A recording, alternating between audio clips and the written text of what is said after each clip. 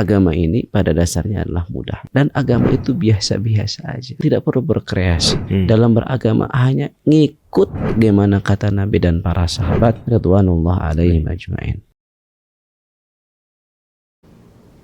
Bismillahirrahmanirrahim.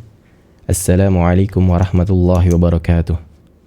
Alhamdulillah, wassalatu wassalamu ala rasulillah wa ala alihi wa sahbihi wa mawalah. Amma ba'du. Sahabat BIS TV yang dimuliakan Allah Subhanahu wa taala. Alhamdulillah, kita bersyukur kepada Allah Rabbul Alamin atas segala nikmat, terutama nikmat iman, nikmat Islam, dan nikmat kita dimudahkannya dalam menuntut ilmu agama. Salawat dan salam semoga senantiasa tercurahkan kepada baginda Nabi Muhammad sallallahu alaihi wasallam, kepada keluarganya, kepada sahabatnya, dan kepada orang-orang yang mengikutinya dengan baik hingga hari kiamat kelak. Sahabat BIS TV yang dirahmati Allah Subhanahu wa taala, di pagi yang berbahagia ini kita memohon kepada Allah Rabbul Alamin dengan nama-namanya yang husna dan sifat-sifatnya yang sempurna, agar kiranya Allah menambahkan ilmu kita dan menjadikannya ilmu yang bermanfaat.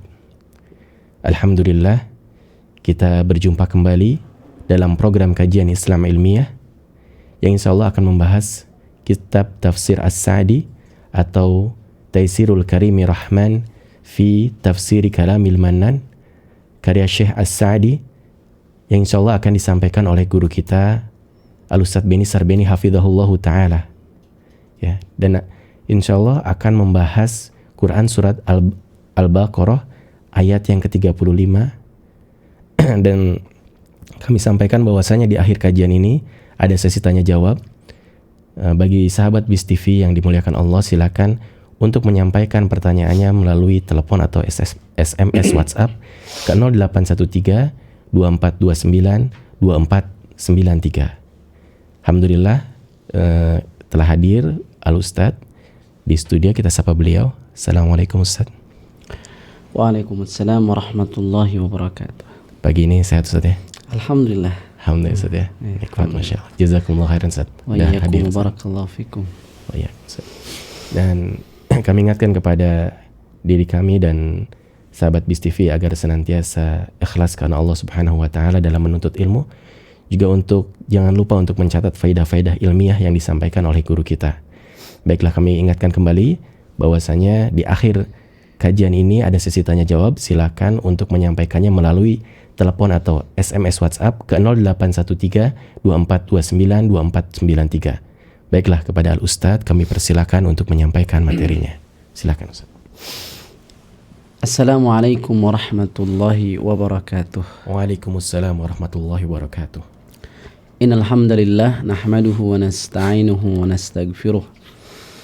ونعوذ بالله من شرور أنفسنا ومن سيئات أعمالنا من يهده الله فلا مضل له ومن يضلل فلا هادي له أشهد أن لا إله إلا الله وحده لا شريك له وأشهد أن محمدا عبده ورسوله يا أيها الذين آمنوا اتقوا الله حق تقاته ولا تموتن إلا وأنتم مسلمون يا أيها الناس اتقوا ربكم الذي خلقكم من نفس واحدة وخلق منها زوجها وبث منهما رجالا كثيرا ونساء واتقوا الله الذي تساءلون به والأرحام إن الله كان عليكم رقيبا يا أيها الذين آمنوا اتقوا الله وقولوا قولا سديدا يصلح لكم أعمالكم ويغفر لكم ذنوبكم ومن يطع الله ورسوله فقد فاز فوزا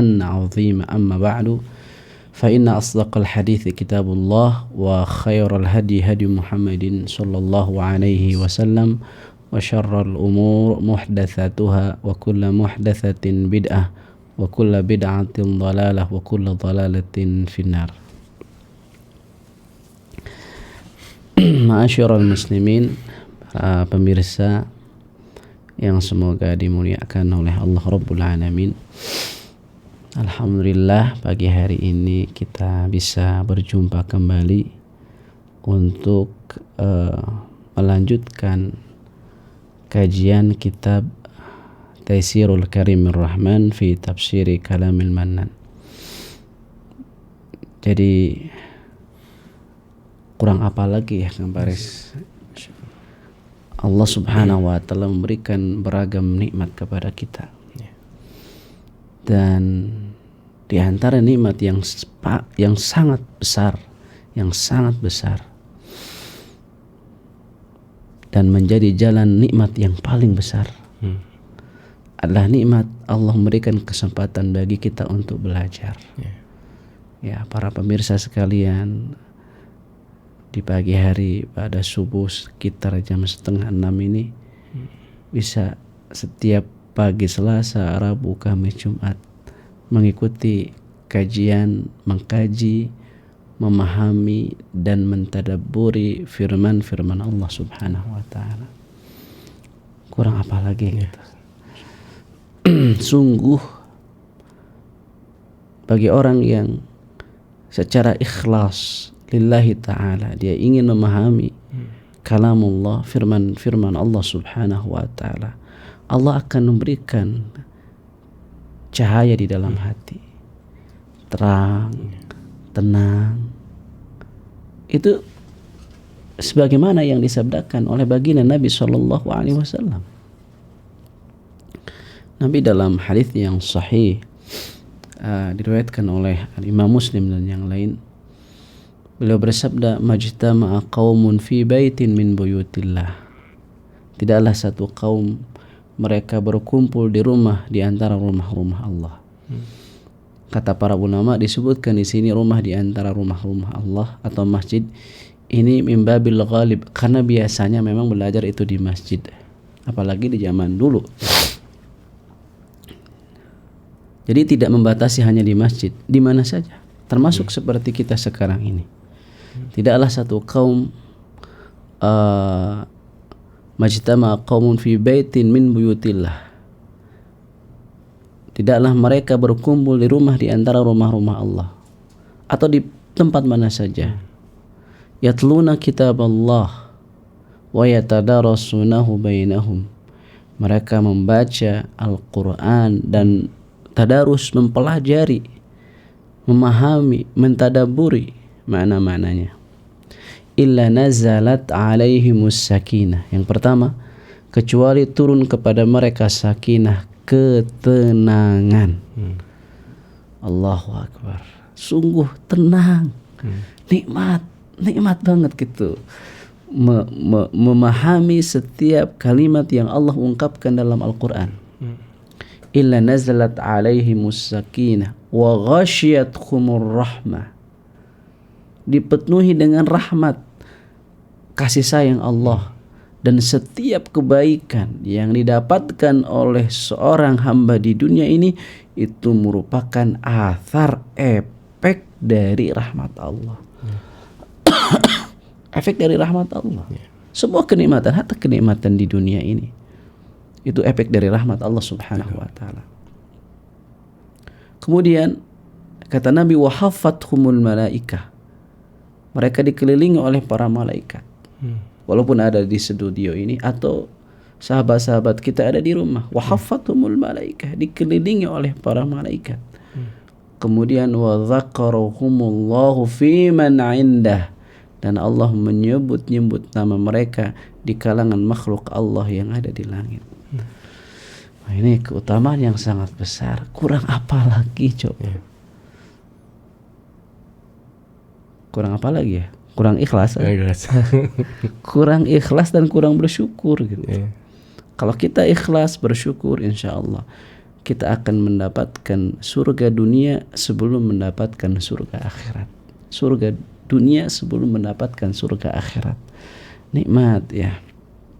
Ini kita pada pertemuan sebelumnya membahas firman Allah tentang dialog Allah dengan para malaikat. Kemudian juga di situ ada Nabi Adam, kemudian juga ada iblis ya.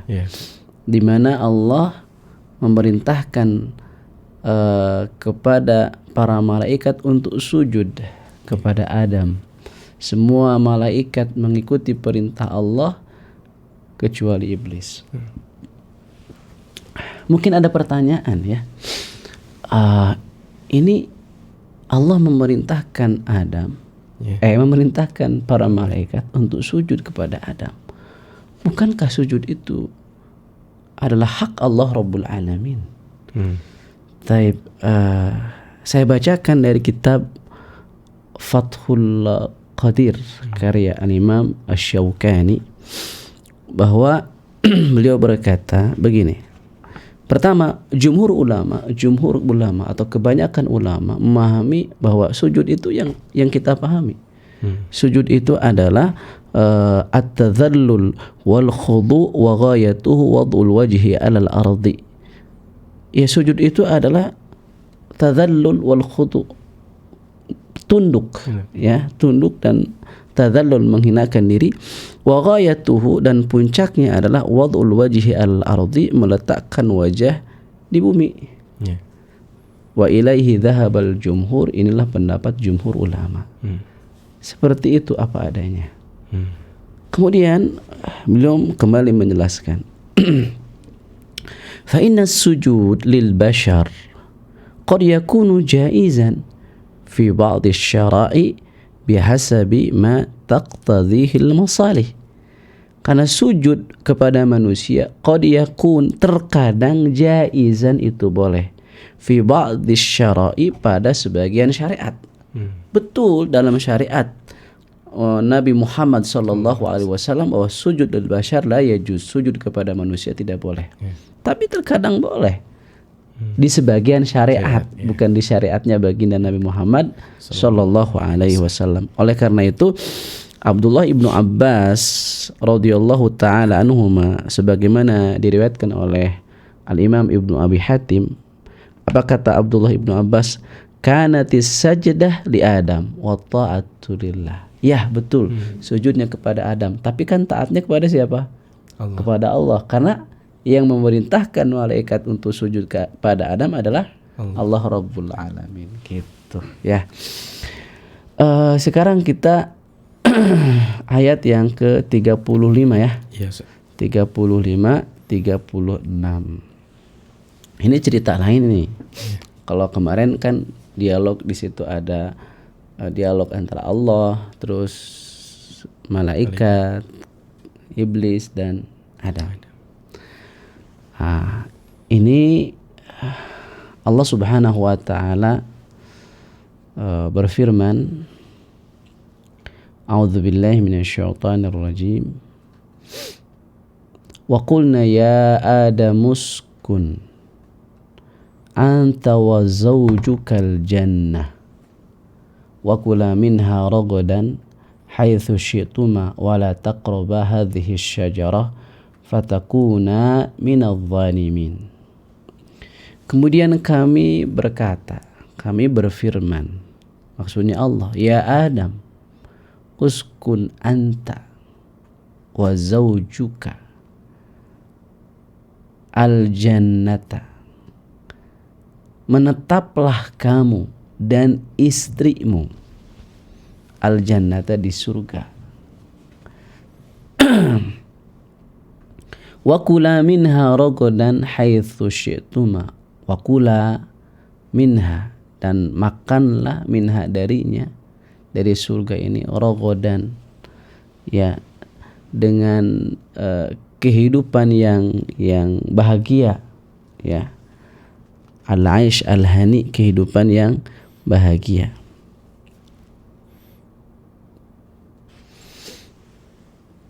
Haitsu ma syi'ta, haitsu syi'tuma, apa saja yang kamu inginkan. Wala taqraba, dan janganlah kalian berdua mendekati hadhihi syajarah, pohon ini. Fatakuna minadh dhalimin, sehingga kalian berdua menjadi orang-orang yang zalim. Taib.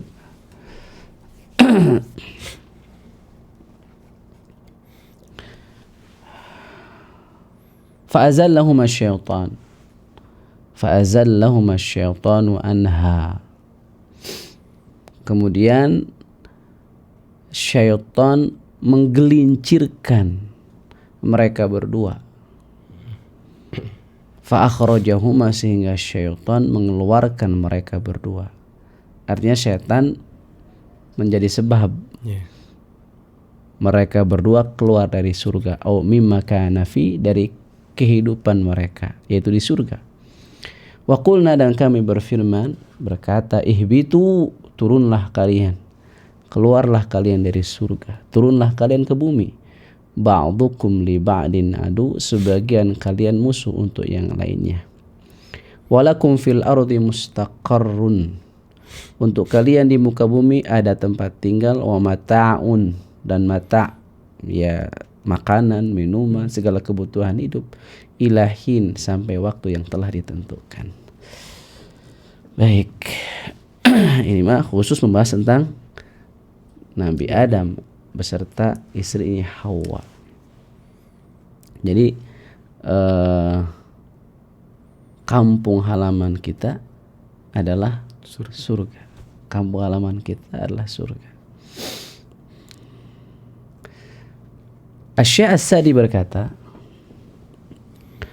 lamma khalaqallahu Adama wa faddalahu, ketika Allah menciptakan Adam dan memberikan kepadanya keutamaan, di mana Adam lebih utama dari para malaikat. Wa faddalahu, Allah menciptakan Adam dan memberikan untuknya keutamaan. Atamma ni'matahu alaih, Allah menyempurnakan untuknya nikmat. Bi an khalaqa minhu zaujatan, bahwasanya Allah menciptakan minhu, dari Adam, seorang zaujah, istri. Kalau di sini Allah dalam Al-Qur'an Allah mengungkapkannya dengan kalimat zauj. Wa qulna ya Adamu uskun anta wa zaujuka, enggak zaujah ya. Nah, karena dalam bahasa Arab pun istri bisa disebut zauj. Ya, enggak mesti dengan kalimat zaujah. Bahkan itu lughah fasihah, bahasa yang fasih. Liyaskuna ilaiha wa yasta'nisa biha, agar Adam ya tenang hidup bersamanya dan betah. Kemudian wa amarahuma bisuknal jannah, setelah itu Allah memerintahkan mereka berdua untuk menempati surga. Wal akla minha, dan makan dari segala apa yang ada di surga. Rogodan itu ay wasi'an hani'an, lapang dan betah gitu, sesukanya. Haitsu syi'tuma, sesuai dengan apa yang kalian kehendaki. Ay min ay asnafith thimari wal fawakih, dari beragam buah-buahan. Silahkan. Dan sebagaimana dalam ayat yang lain, dalam surah Thaha ayat 118, ayat 119, Allah Subhanahu wa taala berfirman, innalaka alla taju'a fiha wa la ta'ra wa annaka la tadhma'u fiha wa la tadha. Kamu di surga itu enggak lapar, enggak telanjang gitu kan, dan kamu tidak akan kehausan, kamu tidak akan kepanasan. Itulah kehidupan surga. Kemudian Allah Subhanahu wa taala berfirman, wala taqrabu hadhihi syajarah, janganlah kalian mendekati pohon ini. Ini mimbab saddan lidzari'ah, menutup celah keburukan. Jadi mendekatinya aja nggak boleh. Padahal maksud larangannya itu adalah makan dari buah pohon tersebut. Tapi untuk menutup celah keburukan, Allah berfirman, wala taqraba hadhihi syajarah, mendekatinya saja tidak boleh, jangan kalian dekati. Makanya ada dalam qawaid fikih, qawaid yang disebut dengan saddan lidzari'ah, menutup celah keburukan. Contoh lain dalam Al-Quran adalah wala taqrabuz zina. Janganlah kalian mendekati zina. Yang diharamkan pada asalnya adalah az-zina. Nah, Allah Subhanahu wa taala berfirman wala taqrabuz zina. Jangan kalian mendekati zina. Nah, ini dari ayat ini keluarlah sebuah kaidah saddan lidzari'ah, bahwa untuk menutup celah keburukan, setiap wasilah yang mengantarkan seseorang kepada keburukan itu pun diharamkan. Atau dalam kaidah yang lain disebutkan lil wasail hukmul maqasid. Wasilah hukumnya sama dengan tujuan. Sesuatu yang mengantarkan kepada zina, zina itu haram, maka sesuatu yang mengantarkan kepada zina itu pun haram. Contoh ikhtilat, campur baur antara laki-laki dan perempuan. Contoh lain berduaannya laki-laki dengan perempuan yang bukan mahramnya. Ya, inti yang diharamkan kan zina, tapi wasail menuju zina juga diharamkan. Di sini intinya kan jangan makan dari pohon tersebut. Ya, Allah Subhanahu wa taala mengungkapkan dengan kalimat wala taqraba, dan janganlah kalian berdua mendekati hadhihi syajarah, pohon itu. Gitu. Nau'un min anwa'is syajaril jannah. Salah satu macam di antara macam-macam pohon di surga. Allahu a'lam biha. Allah Maha tahu apa namanya, bentuknya bagaimana. Sebagian orang menyebutnya buah khuldi. Itu buah khuldi itu penamaan bukan dari Allah, itu tuh penamaan dari iblis.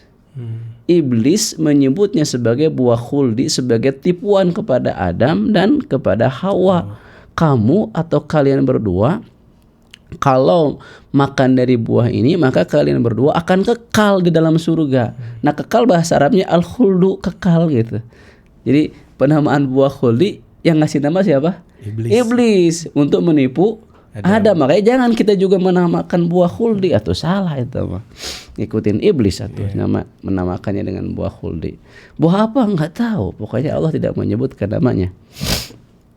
Makanya di sini Syekh Asadi mengatakan Allahu a'lam biha, Allah Maha tahu, enggak tahu, Allah tidak menyebutkan namanya apa. Gitu.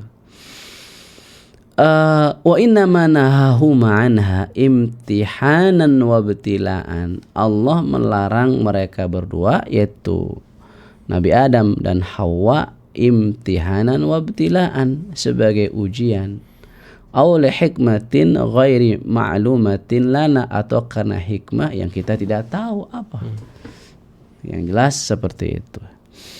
Kemudian fatakuna minadh dhalimin, sehingga kalian berdua termasuk orang-orang yang zalim.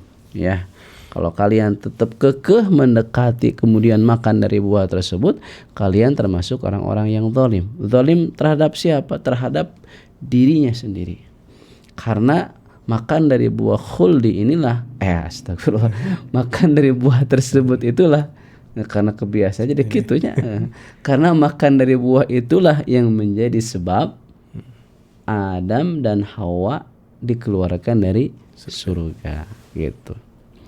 Nah, kemudian kalimat fatakuna minadh dhalimin dalla ala anna nahya lit tahrim li'annahu rattaba alaihi dzulma.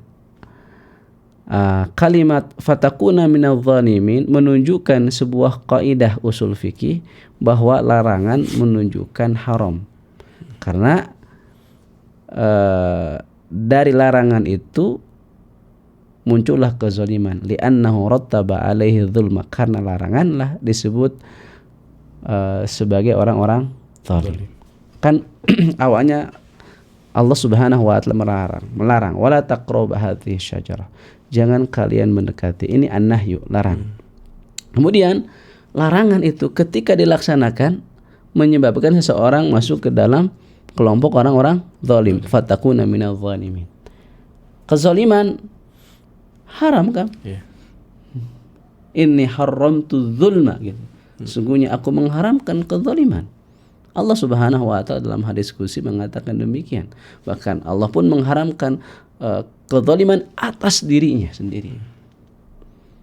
Ya. Berarti dari ayat ini muncullah sebuah kaidah usul fikih Kalau tadi mah qaidah fiqhiyah. Lil wasail hukumul maqasid qaidah apa? Fiqhiyah. Kalau an-nahyu yadullu ala tahrim itu mah qaidah usul fikih. Bedanya beda. Qaidah usul fikih dengan qaidah fiqhiyah. Bedanya apa? Gini aja lah praktisnya. Kalau qaidah fiqhiyah itu kaidah-kaidah yang praktis yang berkaitan dengan kehidupan kita sehari-hari. Misalnya tadi lil wasail hukumul maqasid. Wasilah itu tujuannya sama dengan wasilah itu hukumnya sama dengan tujuan. Wasilah hukumnya sama dengan tujuan. Nah, ini bisa diterapkan kepada praktek kehidupan kita. Taib sekarang. Menuntut ilmu wajib apa tidak? Wajib. Di antara wasilah menuntut ilmu ada kitab, beli kitab. Berarti beli kitab ketika menuntut ilmu hukumnya apa? Wajib. Wajib beli kitab teh. Punya kitab dan akal bisa tuh lepas tangan gitu. Nggak bisa, harus serius. Ya, makanya Imam Syafi'i pun mengatakan di antara syarat sukses menuntut ilmu adalah al-bulghah, bekal, yaitu beli kitab, punya kitabnya, dia nulis, dia mencatat dan seterusnya. Lil wasail hukumul maqasid. Nah, adapun kaidah usul fikih mah kaidah-kaidah yang kita gunakan untuk memahami atau menyimpulkan hukum dari Al-Qur'an maupun hadis. Ya, kalau tadinya kepada kehidupan sehari-hari, ini mah kepada apa? Memahami Al-Qur'an ataupun hadis. Nah, contoh tadi kaidah usul fikih adalah al-aslu fin nahyi lit tahrim. Hukum asal larangan untuk menunjukkan haram. Ya, menunjukkan haram. Nah, sekarang Allah berfirman wala taqrabuz zina. Jangan kalian mendekati zina. Ini larangan apa bukan? Larangan. Berarti hukum mendekati zina adalah haram. Berarti ikhtilat laki-laki dan perempuan adalah haram. Berarti berduaan antara laki-laki dan perempuan yang bukan mahram adalah haram. Seperti itu. Ya, itu mah qawaid usul fikih, ya. Jadi Allah Subhanahu wa taala berfirman wala taqraba hadhihi syajarah. Janganlah kalian mendekati pohon ini fatakuna minadh dhalimin, sehingga kalian termasuk orang-orang zalim. Ayat ini menunjukkan sebuah kaidah usul fikih, yaitu al-aslu fin nahyi lit tahrim. Hukum asal larangan untuk menunjukkan apa? Haram. Ya. Kenapa? Karena akibat dari melakukan larangan itu adalah masuk ke dalam golongan orang-orang zalim. Ya. Taib. Kemudian kata Syekh As-Sa'di, falam yazal aduwuhuma yuwaswisu lahuma. Senantiasa musuh mereka berdua. Siapa musuh mereka berdua? Iblis.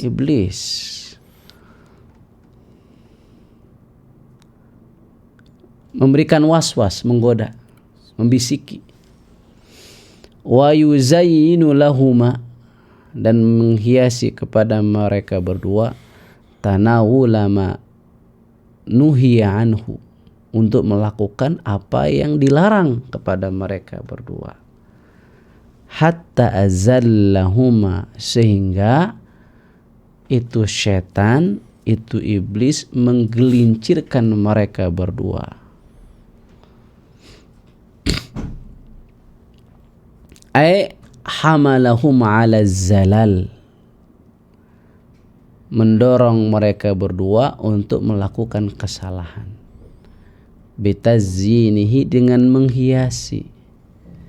Ya, bahkan mengatakan apa? Inilakum minan nasihin, sesungguhnya aku termasuk orang-orang yang memberikan nasihat, sampai bersumpah atas nama Allah. Aku sesungguhnya termasuk orang yang memberikan nasihat. Faghtarra bihi wa ata'ahu, sehingga mereka berdua tertipu dan mentaati iblis. Fa akhrajahuma mimma kana fihi, sehingga iblis itu menjadi sebab mereka berdua keluar dari kehidupan mereka di dalam surga, minan na'im war ragad, dari berbagai kenikmatan dan kehidupan yang nyaman. Wa uhbitu, dan mereka dikeluarkan ila dari ta'bi wan nasbi wal mujahadah, ke perkampungan yang penuh dengan kelelahan juga perjuangan. Di sini Syekh Asadi menggunakan kalimat uhbitu kalau memang dalam ayatnya wa qulna bitu. Wa qulna, lihat lihat ayatnya. Fa azallahuma, lalu setan itu menggelincirkan mereka berdua. Iblis menggelincirkan mereka berdua atau menjadikan mereka berdua melakukan kesalahan. Fa akhrajahuma, lalu syaitan itu menjadi sebab keduanya keluar mimma kana fi, dari kehidupannya di dalam surga. Wa qulna, dan kami berfirman, Allah berfirman, ihbitu. Ini jamak kan? Ihbitu, keluarlah kalian. Nah, ihbitu kan berdua. Maksud ihbitu di sini kalian berdua dan anak cucu kalian. Maksudnya akhirnya kita tidak di surga kan? Dengan sebab itu gitu. Ada juga yang mengatakan sebagian ahli tafsir ihbitu jamak, padahal yang dimaksud adalah dua. Lianna aqallal jam'i adalah itsnain, minimal jamak itu dua. Tapi pendapat yang lebih kuat ya dua sama dua disebutnya mutsanna, bukan jamak. Kalau lebih dari dua baru jamak gitu. Jadi ihbitu di sini kalian berdua dan anak cucu kalian. Kemudian ba'dukum li ba'din adu, sebagian kalian adalah musuh untuk yang lainnya. Taib. Di sini katakan ba'dukum li ba'din adu, ay Adam wa dzurriyyatuhu, Adam dan anak cucunya adalah a'daun, musuh li iblis wa dzurriyyati, dan anak cucu iblis. Selamanya ya. Kita dengan iblis itu bermusuhan. Wa minal ma'lum annal aduwa, dan sebagaimana diketahui bahwasanya yang namanya musuh yajiddu wa yajtahidu, berusaha dan bersungguh-sungguh fi dharari aduwihi, untuk mencelakakan musuhnya. Jadi setan senantiasa ya, bahkan kan setan bersumpah di hadapan Allah, bi'izzatika, dengan kemuliaanmu ya Allah, la ughwiyannahum ajmain, akan kusesatkan mereka semua, illa ibadaka minhumul mukhlasin, kecuali hamba-hambamu yang betul-betul ikhlas. Oleh karena itu pertahanan paling kuat agar tidak tergoda setan adalah ikhlas. Ya. Jadi berusaha, yang namanya musuh ya berusaha untuk mencelakakan musuhnya, wa isalish syarri ilaihi bi kulli tariq, dan menyampaikan keburukan kepadanya dengan segala cara atau jalan. Wa hirmanihil khaira bi kulli tariq, demikian pula menghalangi segala kebaikan dengan segala cara. Fa fi dhimni hadza, maka dalam kalimat di atas ba'dukum li ba'din adu, sebagian kalian musuh untuk yang lainnya, tahdziru bani Adam minasyaitan, ada peringatan kepada Bani Adam, anak cucu Adam, dari tipu daya setan. Kenapa? Karena setan itu memang sudah ditetapkan oleh Allah sebagai musuh. Allah berfirman, ba'dukum li ba'din adu, musuh. Kama qala ta'ala, sebagaimana yang Allah Ta'ala firmankan, ini dalam surah Al-Kahfi ayat 50, inna syaitana lakum adu fattakhiduhu aduwa, sesungguhnya setan musuh bagi kalian, maka jadikanlah setan itu sebagai musuh. Innama yad'u hizbahu liyakunu min ashabi as-sa'ir. Ini dalam surah Fatir ya, surah Fatir ayat 6. Innama yad'u hizbahu, setan itu akan mengajak orang yang sekelompok dengannya, liyakunu min ashabis sa'ir, agar pada akhirnya menjadi penghuni neraka. Kemudian dalam surah Al-Kahfi ayat 50 Allah berfirman, afatattakhidunahu wa dzurriyyatahu awliya'a min duni, apakah kalian akan menjadikan iblis dan anak cucu iblis sebagai teman dekat atau sebagai kekasih ya selain aku. Wahum lakum aduun, padahal mereka bagi kalian adalah musuh. Bi'salil zalimina badala, sungguh itu adalah pengganti seburuk-buruknya bagi orang zalim. Padahal aulia bagi kita siapa? Allah, Rasulnya, dan orang-orang yang beriman. Dia malah berloyalnya kepada siapa? Kepada setan dengan anak cucunya, kepada iblis dan anak cucunya. Taib. Ya, fa'azallahuma syaitanu anha fa'akhrajahuma mimma kana fih. Kemudian wa qulna ihbitu ba'dukum li ba'din adu walakum fil ardi mustaqarrun wa mata'un ila hin. Thumma dzakara, kemudian Allah menyebutkan muntahal ihbati ilal ardi, ujung dari diturunkannya ke muka bumi. Faqal, Allah berfirman, walakum fil ardi mustaqarrun, bagi kalian di muka bumi itu ada tempat tinggal, maskan wa qarar, tempat tinggal, wa mata'un ilahin, dan kebutuhan kalian, makan minum kalian, ilahin, sampai waktu inqidai ajalikum, sampai ajal kalian itu berakhir di muka bumi itu. Tsumma tantaqiluna minha lid-dari allati khuliqtum laha, kemudian kalian akan pindah dari bumi untuk perkampungan yang kalian diciptakan untuk itu. Karena kehidupan yang sebenarnya adalah kehidupan akhirat, bukan kehidupan dunia. Kehidupan dunia itu nanti di akhirat ibarat mimpi. Gitu. Wa khuliqat lakum, dan kehidupan akhirat juga diciptakan untuk kalian, karena itulah kehidupan yang sebenarnya. Fa fiha anna muddata hadhil haya muaqqatah 'aridah. Dalam ayat di atas menunjukkan bahwa kehidupan dunia ini, muddat hadhil ayah muaqqatah 'aridah, itu terbatas, sangat terbatas. Laisat maskanan haqiqiyan, bukan tempat tinggal yang sebenarnya. Wa innama hiya ma'bar yatazawwad minha litilka dar, ia hanya tempat singgah di mana seseorang membawa bekal untuk kehidupan itu, yaitu kehidupan akhirat. Wala tu'marul istiqrar, dunia itu tidak dihuni untuk menetap selama-lamanya. Masya Allah ya. Jadi di sini Allah Subhanahu wa taala berfirman, wa qulna ya adamuskun. Setelah setelah Allah memuliakan Nabi Adam, Adam lebih mulia daripada malaikat. Allah Subhanahu wa taala setelah itu memberikan beragam karunia untuk Adam. Di antaranya pertama, Allah menciptakan seorang wanita yang namanya Hawa sebagai istri bagi Adam. Yang kedua, Allah Subhanahu wa taala menempatkan mereka di dalam surga. Wa qulna ya Adamu uskun anta wa zawjukal jannah. Kami berfirman, wahai Adam, menetaplah kamu dan istrimu di dalam surga. Wa kula minha ragadan haitsu syi'tuma, makan seluas-luasnya, sesuka kalian berdua.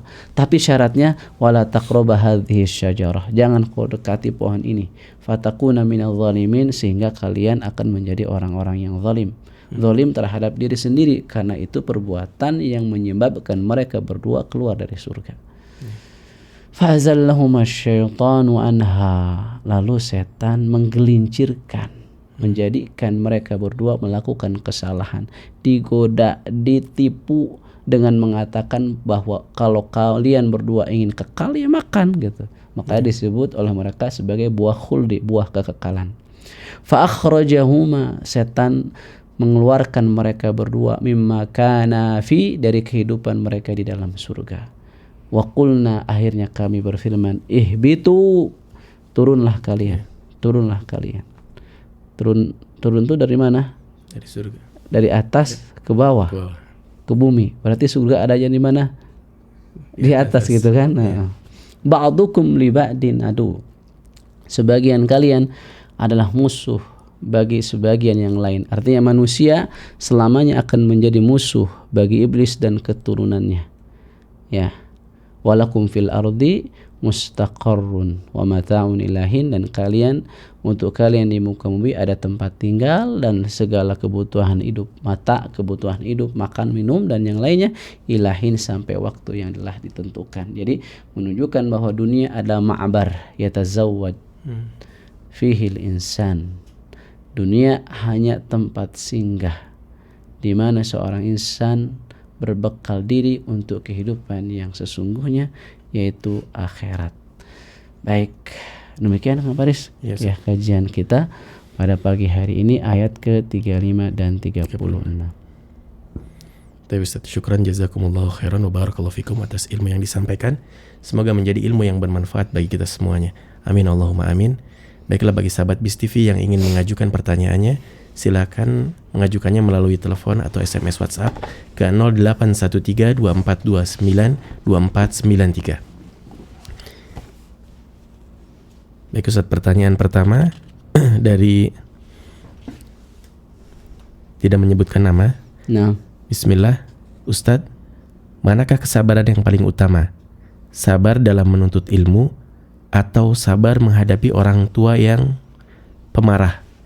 Kalau sabar dalam menuntut ilmu mungkin Ana bisa bertahan dengan selangkah demi selangkah. Tapi ketika menghadapi orang tua yang sedang emosi, apalagi setiap hari rasanya Ana frustasi. Jujur Ustadz, Ana tidak terlalu akrab dengan sifat pemarah.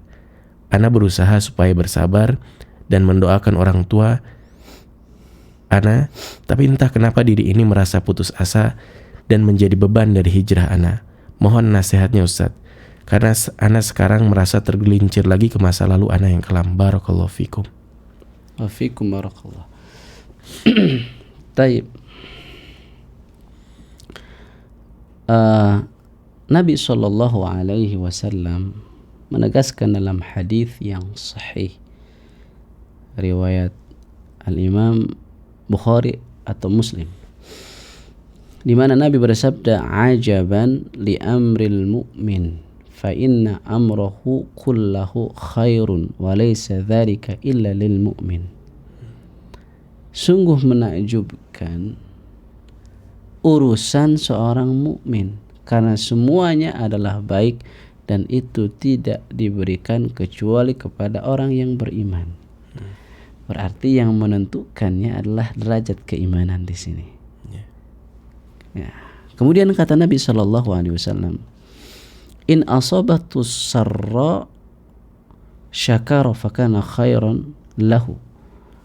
Kalau dia atau mendapatkan sesuatu yang membahagiakannya, maka dia bersyukur, maka itu jadi kebaikan baginya. Wa in asabathu dharra sabara fakana khairan lahu. Dan jika dia ditimpa sesuatu yang pahit, termasuk di sini mendapati orang tua yang pemarah, kan dharra itu pahit bagi dirinya, sabara, maka dia akan bersabar. Jadi orang tua tetaplah orang tua yang harus kita perlakukan dengan baik. Yang jika seseorang mengatakan seperti itu saja, itu termasuk uququl walidain atau durhaka kepada dua orang tua. Maka tetap nggak ada alasan untuk Anda tidak bersabar. Sabar. Ad-dharra atau sesuatu yang pahit ini, cara menghadapinya minimal dengan sabar. Dan sabar itu memang pahit, tapi hasilnya manis. Kalaupun Anda ingin menghadapinya dengan manis dan hasilnya manis, ada lagi cara yang lebih canggih. Ridha. Kan gitu. Tapi ridha itu tidak bisa dilakukan oleh seseorang ketika menghadapi musibah atau yang pahit tadi, kecuali dengan keyakinan. Dia yakin bahwa orang tua adalah ujian bagi dirinya untuk mengangkat derajatnya di hadapan Allah. Jadi lalu bagaimana kita bisa mendapatkan al-yakin? Ikut kajian amal qulub.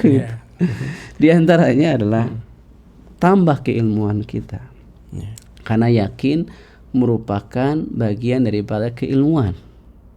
Semakin tinggi keilmuan, semakin yakin.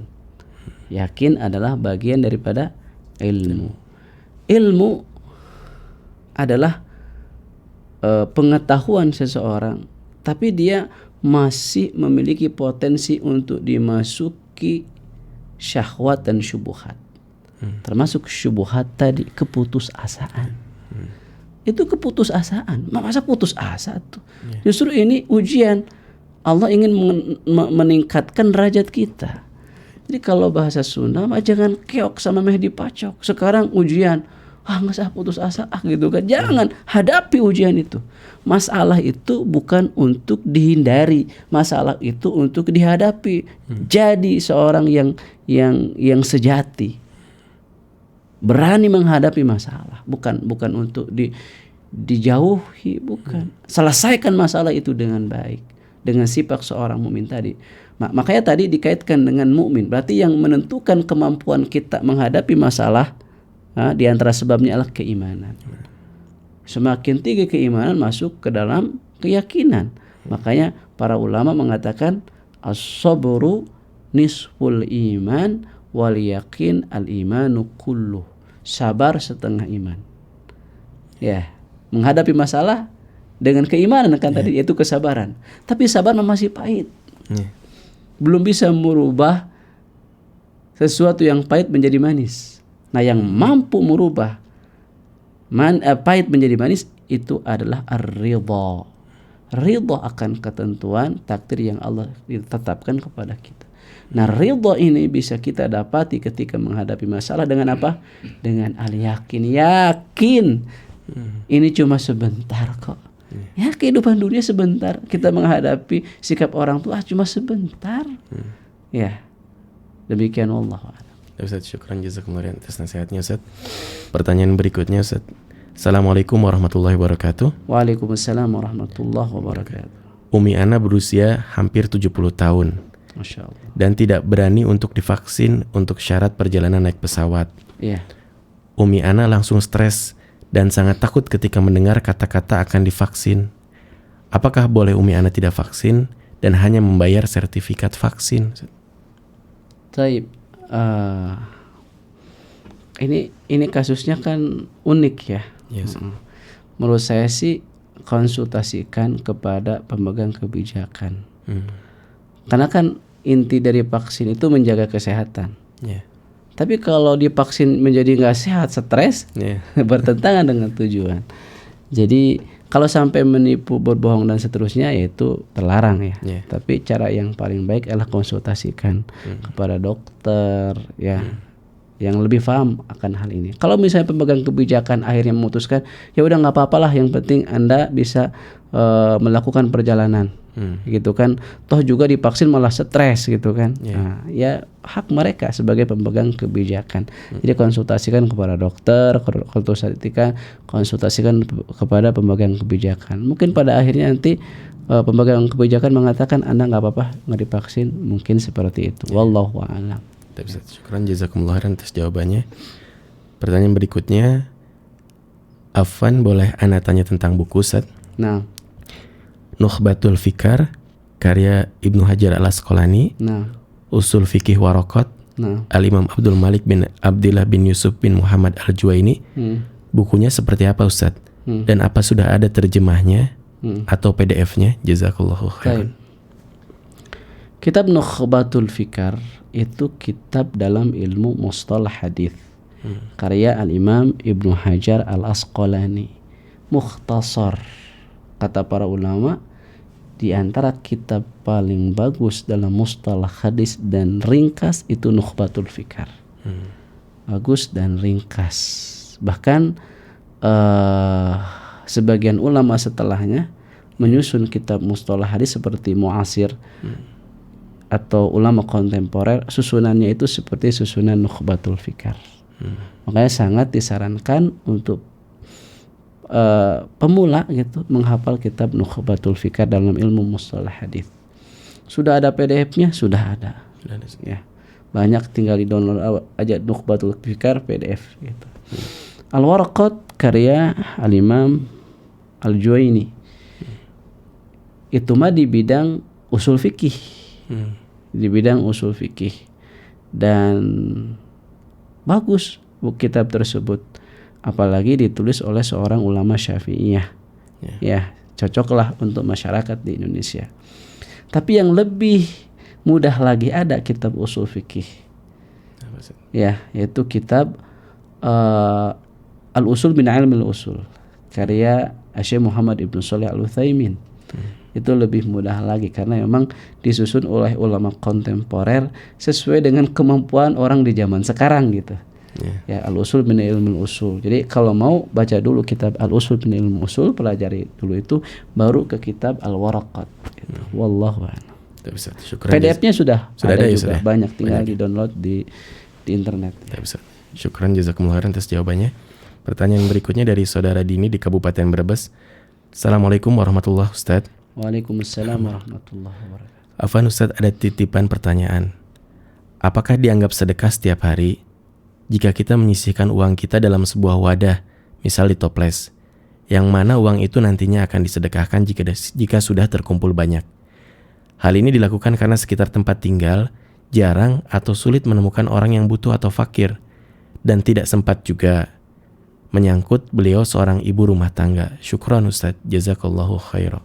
Iya, termasuk ya, kita misalnya ada tempat gitu ya, lalu kita sudah niatkan dalam hati bahwa uang yang ada dalam tempat tersebut atau celengan tersebut kita sedekahkan, walaupun tidak langsung kita berikan karena masalah tadi mungkin ya, karena di sekitar kita tidak ada orang fakir, kalau setiap hari ke sana juga masyaqqah, atau karena mungkin kalau kita kasih senilai yang setiap hari kita masukkan ke dalam celengan ya terlalu sedikit, makanya kita tabungkan.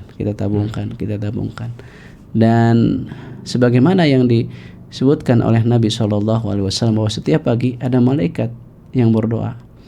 Kalau ada orang yang bersedekah, maka malaikat itu berkata atau berdoa, Allahumma a'ti munfiqan khalafa, ya Allah gantilah harta orang yang berinfak, diganti. Yang lainnya malaikat yang lain dia berdoa kepada Allah, Allahumma a'ti mumsikan talafa, ya Allah hancurkanlah harta orang yang pelit. Gitu. Makanya dikisahkan, ada kisah nyata ini di Timur Tengah, ada orang yang fakir, tapi kefakirannya itu tidak menghalanginya dia untuk menyisihkan hartanya. Dia calengin sedikit setiap hari. Ya, setiap hari dia calengin. Akhirnya dia kumpulkan, dia sedekahkan. Kata yang bercerita itu, setelah sekian tahun saya tidak bertemu dengannya. Pas bertemu, Masya Allah, Allah memberikan kelapangan dalam hidupnya. Nah, itulah diantara faedahnya. Wallahu a'lam. Syukran jazakumullah khairan atas jawabannya.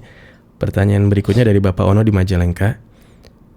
Assalamualaikum warahmatullahi wabarakatuh. Waalaikumsalam warahmatullahi wabarakatuh. Mau tanya Ustaz, musibah yang menimpa seseorang bisa sebagai ujian atau teguran atau adab. Ini hadits atau apa ya Ustaz? Saya nggak hafal apakah hadis atau bukan, tapi yang jelas para ulama memang menyatakan demikian. Ya, menyatakan demikian bahwa cara melihat apakah musibah yang menimpa itu sebagai ujian atau sebagai azab adalah perhatikan sikap kita menghadapi musibah. Kalau kita menghadapinya dengan cara yang benar, mengimani bahwa ini adalah takdir dari Allah Rabbul Alamin, lalu menghadapinya minimal dengan kesabaran, itu adalah ujian di mana Allah ingin mengangkat derajat kita. Sebaliknya, kalau seseorang justru menghadapinya dengan sikap yang tidak ridha akan takdir Allah, bahkan sikapnya adalah marah dan seterusnya, itu azab bagi dirinya. Ya, tapi saya nggak hafal apakah itu hadis atau bukan. Saya belum bisa jawab sekarang. Syukran Ustaz. Pertanyaan berikutnya dari Saudari Fidiani di Kabupaten Tulang Bawang. Bismillahirrahmanirrahim. Semoga Ustadz dan keluarga selalu dalam lindungan Allah. Amin. Amin. Ustadz izin bertanya. Ana merasa sudah banyak belajar ilmu agama. Banyak di sini maksudnya agak lumayan dibandingkan sebelum hijrah dulu. Tetapi Ana merasa bahwa ilmu itu seperti bablas saja Ustadz. Tidak ada yang membekas atau yang Ana ingat. Apakah ini karena maksiat yang Ana perbuat Ustadz? Atau kesalahan Ana dalam belajar yang langsung banyak mempelajari segala macam? Mohon nasihatnya Ustadz. Jazakallahu khairan. Taib. Itu dua kemungkinan yang benar. Artinya bisa dengan dua kemungkinan tersebut. Yang pertama bisa karena maksiat. Karena maksiat itu memang menghilangkan ilmu dalam diri kita. Makanya Allah Subhanahu wa taala berfirman, wattaqullah wa yu'allimukumullah. Bertakwalah kalian kepada Allah dan Allah akan memberikan kepada kalian ilmu.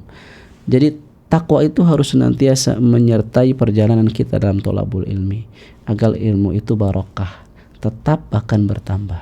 Itu kan arti barokah, tetap dan bertambah. Dalam kitab Ad-Da' wad-Dawa itu dijelaskan bahwa di antara athar perbuatan dosa adalah sulitnya kita dalam menjaga keilmuan. Itu diantaranya. Kemudian yang kedua, keliru dalam cara menuntut ilmu. Betul, itu pun menjadi sebab. Ya. Jadi ilmu itu ada caranya bagaimana kita menuntutnya. Di antaranya adalah kata para ulama, syai'an fa syai'an, sedikit demi sedikit. Syekh Shalih Al-Utsaimin di muqaddimah kitab Thalathatul Usul beliau mengatakan, man ramala ilma jumlatan dhahaba anhu jumlah. Barang siapa yang dia mengambil ilmu jumlatan dalam jumlah yang sangat banyak, padahal masih di awal perjalanan, dhahaba anhu jumlah, yang hilang pun akan banyak. Makanya sedikit demi sedikit dan membuat skala prioritas. Orang nih baru di awal perjalanan, istilah sekarang baru hijrah. Ujuk-ujuk belajar ilmu usul fikih, ngapain belajar usul fikih, bahasa Arab aja gak bisa gitu. Ada saya pernah melihat orang, dia bahasa Arab aja nggak bisa bahasa Arab, tapi berani mengajar kepada orang lain. Bahkan yang diajarkan kepada orang lain kitab Fathul Bari. Ajib, gitu kan? Jadi orang nggak paham ilmu, ya. Jadi ada tahapan. Makanya di sini kenapa kok yang dipelajarinya Thalathatul Usul? Ya dasar dulu. Kita belajar kitab Thalathatul Usul. Kita belajar Al-Fiqhul Muyassar. Kenapa kok tidak belajar kitab Bidayatul Mujtahid saja, wa Nihayatul Muqtasid? Tahu kitab Bidayatul Mujtahid, wa Nihayatul Muqtasid? Bidayatul Mujtahid wa Nihayatul Muqtasid. Dari judulnya aja, bidayah, awal perjalanan seorang mujtahid, akhir perjalanan seorang muqtasid, menengah. Jadi kalau orang ingin menjadi seorang mujtahid, awalnya itu baca kitab ini, Bidayatul Mujtahid wa Nihayatul Muqtasid, karya Ibnu Rushd Averus, ya. Karena di situ disebutkan perbedaan pendapat di antara para ulama, mulai dari taharah sampai pembahasan fikih yang terakhir. Sebab ikhtilafnya segala macam, ini pendapat ini pendapat ini pendapat ini gitu. Itu kitab Bidayatul Mujtahid. Ajibnya saya pernah mendapati ada seorang ustadz ngajar Bidayatul Mujtahid di masjid untuk masyarakat awam. Dari judulnya aja sudah Bidayatul Mujtahid. Ini orang awam nggak ngerti apa-apa, ngaji Bidayatul Mujtahid. Saya nggak tergambar gimana mengajarkannya. Kan di situ bukan hanya harus bisa bahasa Arab, tapi juga harus bisa ilmu usul fikih, harus bisa ilmu mustalah hadis, dan masih fak-fak lain yang harus dikuasai gitu. Harus ada kitab fikih muyassar itu dasar gitu. Makanya namanya pun al-fiqhu al-muyassar, fikih yang dimudahkan atau praktis. Memang tujuannya ditulis untuk masyarakat awam. Salah satu usul dari Thalathatul Usul ini mungkin naik lagi kalau di kita ke kitab Syarhus Sunnah Al-Muzani. Kenapa? Karena penulisnya Al-Muzani mazhab Syafi'iyah gitu kan. Bahkan murid senior Imam Syafi'i. Nah, dari Syarah Al-Muzani mungkin bisa ke Kitabut Tauhid terus seperti itu. Selangkah demi selangkah. Makanya Imam Al-Baydawi ketika mendefinisikan apa itu tarbiyah atau pendidikan, beliau mengatakan apa? At-tarbiyatu adalah tablighus syai' kama lahu syai'an fa syai'an. Mengantarkan seorang manusia menuju puncak kesempurnaannya, ya kesempurnaan yang nisbi tentunya sebagai manusia. Kata beliau syai'an fa syai'an, sedikit demi sedikit. Sedikit demi sedikit, bertahap gitu, dengan sabar, jangan tergesa-gesa gitu. Wallahu a'lam. Syukran jazakumullah khairan atas jawabannya. Pertanyaan terakhir dari Ibu Detiana di Kabupaten Tulang Bawang. Assalamualaikum warahmatullahi wabarakatuh. Waalaikumsalam warahmatullahi wabarakatuh. Pertanyaan saya soal riba. Jika kredit kendaraan dengan akad adanya denda keterlambatan, namun untuk mencegah keterlambatan angsuran, diantisipasi dengan pembayaran awan langsung 3 bulan angsuran. Bulan kedua tetap membayar angsuran sesuai yang ditentukan dan seterusnya, hingga pelunasan tidak mengalami keterlambatan. Apakah dengan niat dan cara seperti itu menjadi terlepas dari riba, Ustaz? Syukran Ustaz untuk jawabannya.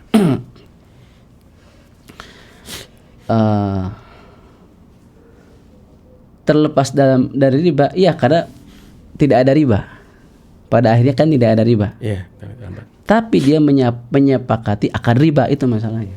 Kan dari awal sudah disepakati bahwa kalau terlambat akan begini-begini. Walaupun dia tidak terjerat pada riba, tapi dia menyepakati akan riba. Menyepakati akan riba. Nabi bersabda, la'anallahu akilar riba wa mukilahu wa syahidahu. La'anallahu akilar riba la'anallahu akila riba wa mukilahu wa syahidahu wa katibahu. Allah melaknat orang yang ngasih riba, orang yang makan riba, orang yang menyaksikan akad riba, orang yang menuliskannya. Jadi memang prakteknya tidak ada riba karena dia menjaga tidak ada keterlambatan, tapi dia sudah menyetujui sebuah akad yang diharamkan, menyetujuinya. Itu masalahnya. Allah a'lam. Syukran jazakumullah khairan Ustaz. Ada penutup mungkin Ustaz? Taib, intinya nikmat aja gitu. Nikmat aja ya. Pagi-pagi kita bisa belajar memahami firman-firman Allah. Makanya para pemirsa, sahabat sekalian, semangat. Ya cuma berapa sih? 1 jam mungkin kita belajar terus memahami kalamullah, memahami firman Allah. Ini sebuah nikmat yang sangat besar, yang tidak bisa diukur dengan materi, nggak bisa diukur dengan materi. Tapi itu saja mungkin. Syukran Ustaz. Jazakumullah khairan. Baiklah sahabat BIS TV yang dimuliakan Allah Subhanahu wa taala. Alhamdulillah berakhir sudah program kajian Islam ilmiah di pagi yang berbahagia ini. Dan sebelumnya kami mohon maaf atas gangguan koneksi internet yang kami alami sehingga terputusnya di tengah-tengah, dan insya Allah kajian ini akan kami unggah kembali dengan live delay insya Allah ta'ala. Dan kami ucapkan banyak terima kasih atas kebersamaannya. Kami mohon undur diri. Subhanaka Allahumma wa bihamdika asyhadu an la ilaha illa anta astaghfiruka wa atubu ilaik. Wassalamualaikum warahmatullahi wabarakatuh. Agama itu mudah, cukupkanlah dengan apa yang diajarkan oleh Rasul dan dipraktekkan oleh para sahabat. Belajar Islam, berilmu sebelum berucap dan beramal.